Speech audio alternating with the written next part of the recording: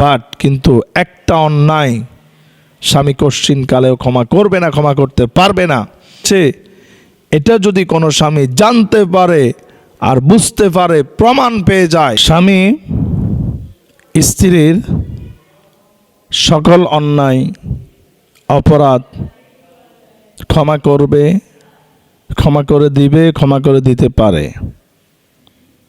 But কিন্তু একটি অন্যায় স্বামী কখনো ক্ষমা করবে না, ক্ষমা করতে পারে না। স্বামী স্ত্রীর যে অন্যায়টা ক্ষমা করতে পারে না, করবে না, সেটা জানার আগে আমাদেরকে জানতে হবে স্বামী স্ত্রীর কোন কোন অন্যায়গুলো ক্ষমা করে দেয়। স্বামী যখন বাহিরে থেকে ঘরে আসে, তার পকেটে টাকা থাকে, থাকতেই পারে। কোনো পুরুষ কিন্তু, অধিকাংশ পুরুষ কিন্তু ঘরে ঢোকার সময়, বাসায় ঢোকার সময় তার পকেটে কত টাকা আছে সে কিন্তু এটা গণে না, এটা কিন্তু হিসাব করে না। কারণ তার কাছে তার পকেট যেমন সেফ, তার কাছে তার পকেট যেমন নিরাপদ, সেই মনে করে তার বাসার মধ্যেও তার পকেটটা নিরাপদ, তার মানি ব্যাগটা সেফ। এই স্বামীর পকেট থেকে যদি স্ত্রী 500 টাকা অথবা যে টাকা আছে তাতে কিছু টাকা যদি সরিয়ে ফেলে, স্বামী যদি আন্দাজ করতে পারে, হয়তো বা মনে করবে আমার এই টাকাটা মনে হয় খরচ করে ফেলেছে অথবা পড়ে গিয়েছে বা কাউকে দিয়েছে, এমন মনে করবে। এরপরে স্ত্রীকে সন্দেহ করবে না। এভাবে যদি ঘটনাটা কয়েকদিন হতে থাকে, তখন সে একটু গভীরভাবে চিন্তা করবে। যদি সে জানতে পারে বা দেখে তার স্ত্রী তার না দেখা মতে অনদেহায় সে তার টাকা পকেট থেকে সরিয়ে ফেলতেছে, যেটাকে বলা হচ্ছে চুরি, অর্থাৎ চুরি করতেছে, এটা দেখার পরে কিন্তু তার মনে কষ্ট আসবে, স্বামীর মনে কষ্ট আসবে স্ত্রীর প্রতি, যে ঘরের ইঁদুর যদি ঘর কাটে সেখানে তো আর বরকত আসবে না, শান্তি আসবে না। ঘরের লোকে যদি ঘরের লোকের টাকা চুরি করে সেখানে শান্তি আসবে না। স্ত্রীর যত টাকা লাগবে স্বামীর কাছে বললে, স্বামী যদি হয়তো সাথে সাথে দিবে, না হয় 2 দিন পরে দিবে, না হয় আগে দিবে। চাইলে যত টাকা চাইবে হয়তো তত টাকা দিবে না, কিছু কম হলেও দিবে। কিন্তু স্বামী দিবে না বিষয়টা এমন নয়, অবশ্যই দিবে, কম বেশি অবশ্যই দিবে। তার মানে তাহলে চুরি কেন করব? চুরি করা যাবে না। এখন আমি যেটা বলতেছি সেটা হচ্ছে, স্বামীর টাকা যদি স্ত্রী চুরি করে, আর এটা যদি স্বামী যদি ধরতে পারে, স্ত্রী যদি ক্ষমা চায়, স্বামী কিন্তু ক্ষমা করে দিবে। 2 নাম্বার, স্ত্রী যদি স্বামীর মুখে মুখে তর্ক করে, ঝগড়া করে, একটা সময় গিয়ে স্ত্রী বুঝার পরে যদি স্বামীর কাছে ক্ষমা চায়, স্বামী কিন্তু ক্ষমা করে দিবে। 3 নাম্বার, স্বামীর সাথে স্ত্রী ঝগড়া করে, অনেক স্ত্রী আছে, অনেক জানোয়ার মহিলা আছে, স্বামীর উপরে হাত তোলে, তাহলে ওই স্বামীর মনে কষ্ট যায়, স্বামী আঘাত পায়। এরপরেও যদি স্ত্রী ভুল বুঝার পরে যদি স্বামীর কাছে ক্ষমা চায়, স্বামী কিন্তু ক্ষমা করে দেয়। এইভাবে করে স্ত্রী যত অন্যায় করবে, স্বামীর কাছে যদি ক্ষমা চায়, স্বামী কিন্তু ক্ষমা করে দিবে। বাট কিন্তু একটা অন্যায় স্বামী কশ্চিনকালেও ক্ষমা করবে না, ক্ষমা করতে পারবে না।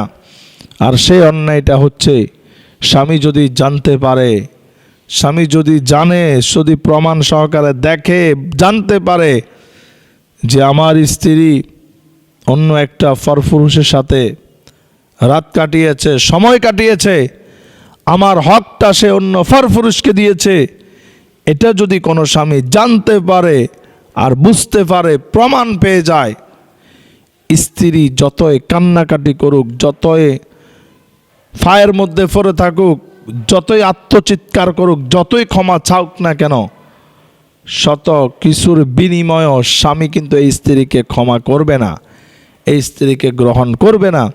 ওই মুহূর্তে স্বামী সন্তানের কথাটাও ওইভাবে চিন্তা করবে না, সাথে সাথে স্ত্রীটাকে আলাদা করে দিবে, বিচ্ছিন্ন হয়ে যাবে সংসারটা। অর্থাৎ স্বামী কখনো কশ্চিনকালেও স্ত্রী পরকীয়ায় লিপ্ত হোক, স্বামীর হকটা স্ত্রী অন্য পরপুরুষকে দিয়ে দেখ, চরিত্রতা নষ্ট হয়ে যাক,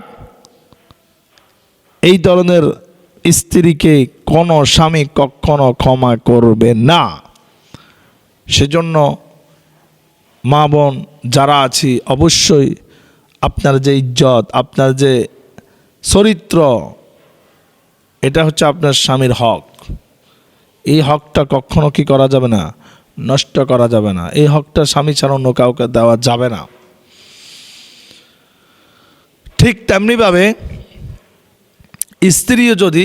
স্বামীও যদি স্ত্রীর হকটা নষ্ট করে ফেলে, স্বামীও যদি পরকীয়া লিপ্ত হয়ে যায়, স্বামীও যদি পরকীয়া আসক্ত হয়ে যায়, স্ত্রী কিন্তু সেটা মেনে নিতে পারে না। স্ত্রী কিন্তু সেটা মেনে নিতে পারে না। আপনি দেখেন বাংলার নারীরা স্বামীকে কত বেশি মহব্বত করে, কত বেশি ভালোবাসে। মানে সে নিজে অসুস্থ যদিও থাকে, স্বামীর সাথে শারীরিক সম্পর্ক করার মতো সুস্থতা তার মধ্যে নেই, সে পারতেছে না, এরপরও কিন্তু সে তার স্বামীকে, সে চায় না তার স্বামী আরেকটা বিয়ে করুক। কারণ সে জানে যদি আমার স্বামী আরেকটা বিয়ে করে আমি তো সহ্য করতে পারবো না।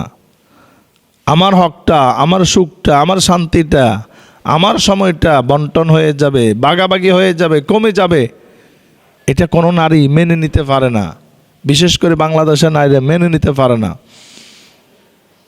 কোরআনে আল্লাহ তাআলা বলেছেন একটা পুরুষ চাইলে 4টা বিয়ে করতে পারবে, মাসনা ও সুলাসা ও রুবা, 4টা বিয়ে করতে পারবে। ফাওয়াহিদ, সত্য দিয়ে বলেছেন একটা বিয়ে করো। একটা বিয়ে করলে একটা বিয়ের মধ্যে শান্তি, একটা বিয়ের মধ্যেই অনেক বেশি শান্তি রয়েছে।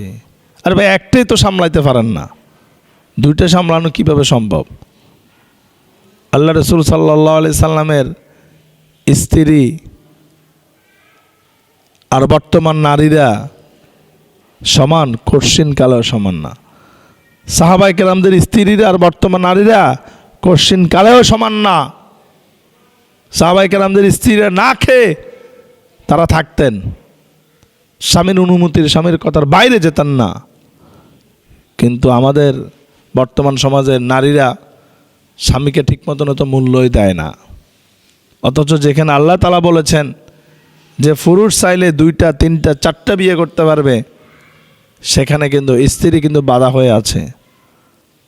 তার কারণ স্ত্রীও স্বামীকে অনেক বেশি মহব্বত করে, আবার সে চায় না তার হকটা, তার সম্পদটা বন্টন হয়ে যাক। ফাইনালি যেটা বলতে চাচ্ছি সেটা হচ্ছে আমাদের স্ত্রীরা যদি পরকীয়ায় লিপ্ত হয়ে যায়, স্বামীর হক যদি অন্য পরপুরুষকে দিয়ে দেয়, স্বামী সেটা কখনো মেনে নিতে পারে না। এই জন্য যত কিছুই করবেন স্বামীর হক কখনো নষ্ট করবেন না, কখনো চরিত্রহীন হবেন, চরিত্র নষ্ট করবেন না। ইজ্জতটাকে অবশ্যই ধরে রাখতে হবে, ইজ্জতটাকে ধরে রাখতে হবে। এই জন্য রাসূল সাল্লাল্লাহু আলাইহি সাল্লাম বলেছেন, যতবারে রাসূল সাল্লাল্লাহু আলাইহি সাল্লাম মুখমণ্ডল দেখতেন আয়নায়, তখন পড়তেন আল্লাহুম্মা হাসান তাখালকি ফাহাসিন খুলুকি। ও আমার আল্লাহ, যেইভাবে আমার মুখমণ্ডলটাকে, আমার চেহারাটাকে সুন্দর করে দিয়েছ, ঠিক তেমনিভাবে আমার চরিত্রটাকে সুন্দর করে দাও। মা বোনদেরকে উদ্দেশ্য করে বলতে চাই, আপনি যেইভাবে আপনি সাজুগুজু করে আপনার চেহারাটাকে, মুখমণ্ডলটাকে আপনি সাজুগুজু করে রাখতে চান, আপনি ঠিক তার 50% যদি আপনি চরিত্রটাকে সুন্দর করতে চাইতেন, আপনার সংসারের মধ্যে অনেক বেশি শান্তি আসতো। আল্লাহ যেন আমাদেরকে বুঝার তৌফিক দেন। আল্লাহুম্মা আমিন।